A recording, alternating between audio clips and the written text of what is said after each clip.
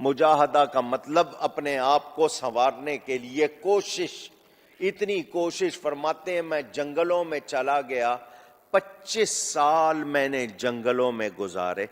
فرماتے ہیں گھاس پھوس کھاتا تھا، پتے کھاتا تھا، کبھی کبھی وہ بھی نہیں ملتے تھے، میں بغیر اس کے رہتا تھا۔ فرمایا پھر ایسا وقت آ گیا 3 برس میں نے کچھ بھی کھایا پیا۔ اونچی گئے غوث پاک کیا فرماتے ہیں؟ کتنا عرصہ نہیں کھایا؟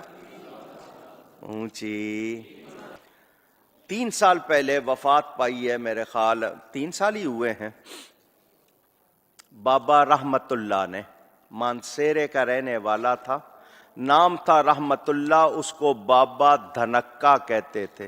اس بابے نے لوگوں نے وہاں رہ کے دیکھا 20 برس کچھ کھایا پیا نہیں، پانی کا گھونٹ بھی نہیں، پانی کا اونچی۔ میں کہہ رہا ہوں غوث پاک 3 سال کچھ نہیں کھا پی رہے تو لوگ پریشان ہو رہے ہیں۔ اس بابے کے پاس 6 مہینے رہ کے لوگوں نے دیکھا بابا کچھ بھی کھاتا پیتا نہیں، کچھ بھی کھاتا پیتا نہیں۔ جو بخاری مسلم میں ڈیٹیل حدیث موجود ہے، غار حرا میں نبی صلی اللہ علیہ وآلہ وسلم چند دنوں کے لیے عبادت کے لیے چلے گئے۔ سیدہ عائشہ راویہ ہیں کہ نبی علیہ السلام کی زندگی کا جب 40واں سال شروع ہوا تو آپ کا دل دنیا کے کاموں سے اچاٹ ہو گیا، اور سیدہ ختیجہ سلام اللہ علیہا سے وہ کچھ کھانا وغیرہ بندھوا کر تو وہ غار حرا میں عبادت کے لیے چلے جایا کرتے تھے۔ یہ آپ کے بزرگ ہیں جو 40 سال تک بغیر کھائے پیے زندہ رہتے ہیں۔ اللہ کے نبی کو روٹی کی ضرورت پڑتی تھی، آپ کی بیوی باندھ کے دیتی تھی۔ کہانیاں ساریاں، جتنے جتنے کہانیاں آئے گی میں وڈ کے پرے ماراں گا۔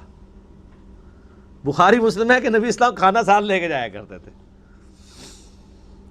تو آپ کے وہ تو کہتے ہیں بزرگ اتنے سال تک چلا کٹیا، نہ کچھ کھادا نہ پیتا، سب جھوٹ ہے۔ تو بخاری مسلم کے الفاظ ہیں کہ نبی علیہ السلام کہتے ہیں کہ اچانک ایک دن میرے سامنے انسانی شکل کے اندر فرشتہ نمودار ہوا، جبرائیل علیہ السلام آئے اور انہوں نے مجھے کہا اقرا، پڑھو۔ تو آپ علیہ السلام کہتے ہیں میں نے کہا ما انا بقاری، میں تو پڑھا ہوا نہیں ہوں۔ 3 دفعہ اس نے یہ ریپیٹ کیا تو نبی علیہ السلام نے کہا کہ میں تو پڑھا ہوا نہیں ہوں۔ اور پھر جو 4تھی دفعہ بخاری مسلم کے الفاظ ہیں کہ فرشتے نے آپ کو سینے سے لگایا اور پھر جب چھوڑا تو کہا پڑھ، تو پڑھ لیا۔